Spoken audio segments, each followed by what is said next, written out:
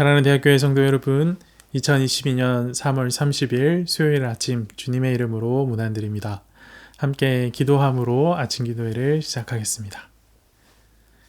살아계셔서 역사하시는 주님, 오늘도 귀한 새날 허락하시고 주의 말씀과 함께 하루를 세워갈 수 있도록 귀한 시간을 허락하여 주심에 감사합니다.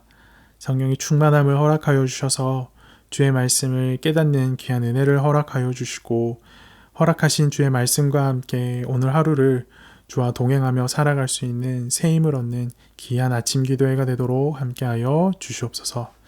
붙으실 줄 믿습니다. 이 모든 말씀 살아계신 예수 그리스도의 이름으로 기도합니다. 아멘. 오늘 함께 보실 하나님의 말씀은 레위기 16장 23절에서 34절까지 말씀입니다.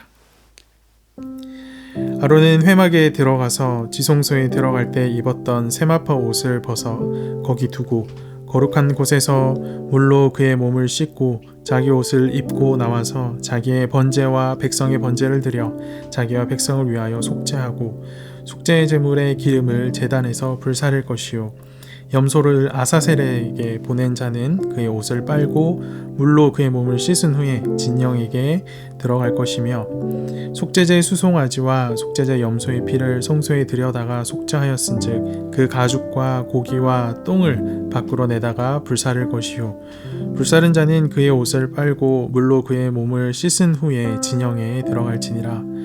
너희는 영원히 이 규례를 지킬지니라. 일곱째 달 곧 그 달의 10일에 너희는 스스로 괴롭게 하고 아무 일도 하지 말되 본토인이든지 너희 중에 거류하는 거류민이든지 그리하라. 이날에 너희를 위하여 속죄하여 너희를 정결하게 하리니 너희의 모든 죄에서 너희가 여호와 앞에 정결하리라. 이는 너희에게 안식일 중에 안식일인즉 너희는 스스로 괴롭게 할지니 영원히 지킬 규례라. 기름 부음을 받고 위임되어 자기의 아버지를 대신하여 제사장의 직분을 행하는 제사장은 속죄하되 세마포 옷 곧 거룩한 옷을 입고 지성소를 속죄하며 회막과 제단을 속죄하고 또 제사장들과 백성의 회중을 위하여 속죄할지니 너희가 영원히 지킬 규례라. 이스라엘 자손의 모든 죄를 위하여 1년에 한 번 속죄할 것이니라. 아론이 여호와께서 모세에게 명령하신 대로 행하니라. 아멘. 오늘 이 레위기 16장 23절에서 34절까지 말씀과 함께 스스로 괴롭게 하라 라는 제목으로 말씀을 나누도록 하겠습니다. 대속죄의 규례는 준비 단계, 실행 단계, 그리고 마무리 단계로 구분할 수 있습니다. 오늘 본문은 마무리 단계로 대속죄일의 속죄제일을 마치고 정결의식의 후속 절차를 소개하는 부분입니다. 이 절차는 대속죄일 제일을 이끌었던 대제사장, 아사셀 염소를 데리고 나갔던 사람, 그리고 속죄제물 고기를 처리한 사람, 이 세 부류의 사람들이 일을 마치고 마무리하는 과정을 기록하고 있습니다.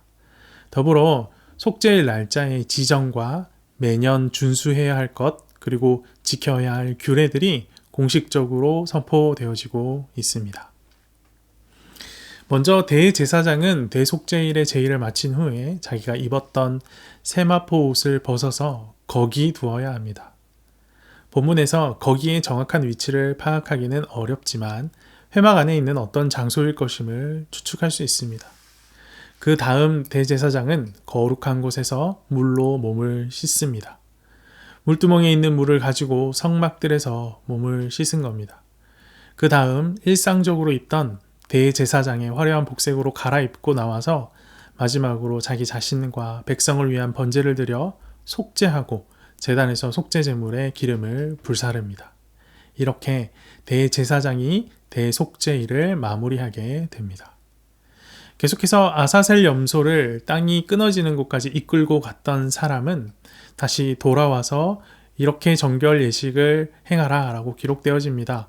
백성들의 죄를 짊어지고 부정하게 되어서 떠났던 아사셀 염소였기에 아사셀 염소와 동행으로 함께 했던 자는 같이 부정하게 됐음을 어렵지 않게 생각해 볼 수 있습니다. 그래서 그 부정을 씻어내야만 다시 정결의 상태로 돌아올 수 있었습니다. 그래서 이 자에게는 옷을 빨고 물로 몸을 씻어서 정결을 회복하라 라고 명령되어지고 그 후에야 진영으로 돌아올 수 있게 허락이 됩니다. 마지막으로 속죄제의 고기를 진영 밖으로 가져나가서 태운 사람이 다시 진영 안으로 들어오기 위해서 어떤 절차가 필요한지가 소개가 됩니다. 백성의 죄는 아사셀의 염소에 옮겨져서 처리되었다면 성전의 부정결은 수소와 숫 염소의 피에 흡수되어서 청소되었습니다. 수소와 숫 염소에 오염된 고기는 진영 밖으로 가져나가서 태워야 했지요. 이때 이것을 진영 밖으로 가져나가 태운 소각한 사람 역시 그것을 들고 운반하고 소각하는 모든 과정에서 부정에 노출되었기 때문에 다시 진영 안으로 돌아오기 위해서는 자신의 옷을 빨고 몸을 씻어야 정결하게 될 수 있었습니다. 지금까지 대속죄일에 대제사장을 중심으로 진행되는 제의에 대한 규례, 그리고 마지막 단계를 어떻게 마무리해야 되는지에 대한 내용들을 다루어 보았다면, 이후로는 대속죄일을 위해서 백성들이 해야 할 일들은 무엇인지 기술되기 시작합니다. 대속죄일은 매년 음력 7월 10일에 지키며 그것은 영원한 규례로 주어집니다. 이를 강조하기 위해서 29절에서 31절 말씀을 보면 영원한 규례라는 말로 시작하고 또 영원한 규례라는 말로 마치는 것을 확인할 수 있습니다. 더불어 백성들은 이날에 스스로 괴롭게 하며 어떤 일을 해서도 안 된다라고 명령되고 있습니다. 스스로 괴롭게 한다는 말은 마음을 겸손하게 해야 한다라는 의미입니다. 마음을 겸손하게 하고 지난 한 해 동안 지었던 모든 죄와 허물을 생각하고 자신을 깨끗하게 하는 것입니다. 대속죄일의 제사가 죄와 부정결의 문제를 해결하지만 그와 함께 백성의 가난한 마음과 진정한 회개가 동반될 때 진정한 의미의 속죄가 완성되는 것임을 이 명령을 통해서 확인할 수가 있습니다. 레위기를 면밀히 관찰하며 읽는 사람들은 죄를 깨달을 때마다 속죄제를 드린다면 왜 속죄일이 필요한 것인가 의아하게 생각하실 것입니다. 그러나 이스라엘의 제2에서 백성의 모든 죄를 완전히 속죄하기 위해서는 평일의 속죄제와 속죄일의 속죄제 모두가 필요했습니다. 평일에는 죄가 드러나거나 깨닫게 될 경우에만 속죄제를 바쳐야 합니다. 그러나 전혀 생각나지 않는 죄에는 죄를 지은 당사자가 그것을 기억하거나 인지하지 못하기 때문에 그대로 그 죄가 남아있을 수밖에 없습니다. 속죄일에는 1년 동안 해결되지 않고 이렇게 누적된 죄들을 한꺼번에 해결하는 그런 시간을 가진 것입니다. 좀 쉽게 표현하자면 대청소의 날을 가진 거나 마찬가지인 거죠. 예를 들어서 오랫동안 청소하고 있지 않던 찬장이나 냉장고나 침대 밑에 이런 곳들을 1년에 한 번 날을 잡아서 청소하는 경우가 있죠. 그때는 이런 것들이 왜 여기 들어있지 싶을 정도로 우리가 알지 못하는 쓰레기들이 그곳에 많이 있는 것들을 우리가 확인하게 됩니다. 우리가 생각지도 못한 온갖 더러운 것들이 쌓여 있는 것을 발견하는데 그 대청소의 날에 모든 것을 깨끗이 청소하게 되죠. 이렇게 날을 잡아서 집안을 구석구석 청소하는 것처럼 대속죄일은 미해결된 백성의 모든 죄와 성전의 지성소까지 누적된 오염을 철저하게 닦아내는 그런 날이다라고 할 수 있습니다. 하지만 대속죄일과 속죄일 규례가 그 자체만으로 효력을 발휘하는 것은 아닙니다. 아무리 제사의 형식이 완벽하다 해도 무엇보다 중요한 것, 예배자의 회개하는 태도와 정성입니다. 특별히 대속죄일에는 모든 노동을 중단하고 종일토록 스스로 괴롭게 함을 통해 진정한 회개의 시간을 가져야 했습니다. 지금까지 레위기는 계속해서 인간의 내면보다는 정교한 제사의식에 더 관심을 두는 듯한 모습을 보였습니다. 그런데 오늘 본문에 나온 대속죄일 규정을 보면 스스로 괴롭게 하라, 자기를 괴롭게 하라 라는 명령이 등장하는 것을 보게 됩니다. 물론 이 규정만 보면 그냥 스스로 괴롭게 하라 라고 간략하게 지침만을 주고 있을 뿐 구체적인 실천사항을 말하고 있지 않기 때문에 이것이 아주 중요한 명령인가 의문이 들기도 합니다. 하지만 구체적인 실천사항이 없다는 것이 오히려 더 강력한 요청으로 다가옵니다. 제사의 모든 과정 중에 스스로 괴롭게 해야 함을 잊지 말아야 하는 것이기 때문입니다. 스스로 괴롭게 한다라는 말, 앞서 말씀드린 것처럼 마음을 겸손하게 해야 한다라는 의미입니다. 마음을 겸손하게 하고 한 해 동안 지었던 모든 죄와 허물을 생각하고 자신을 깨끗하게 해야 했습니다. 이와 같이 마음의 중심이 바르지 않은 자의 제사, 하나님께서 결코 기뻐 받으시지 않았을 것입니다. 말라기 1장 13절 말씀에 이런 표현이 등장을 합니다. 만군의 여호와가 이르노라 너희가 또 말하기를 이 일이 얼마나 번거로운고 하며 코웃음치고 훔친 물건과 저는 것 병든 것을 가져왔느니라. 너희가 이같이 봉헌물을 가져오니 내가 그것을 너희 손에서 받겠느냐? 이는 여호와의 말이니라. 이 일이 얼마나 번거로운고 하며 코웃음 치고 마음의 겸손함 없이 형식적으로 예배를 대할 때 우리가 얼마든지 보일 수 있는 반응입니다.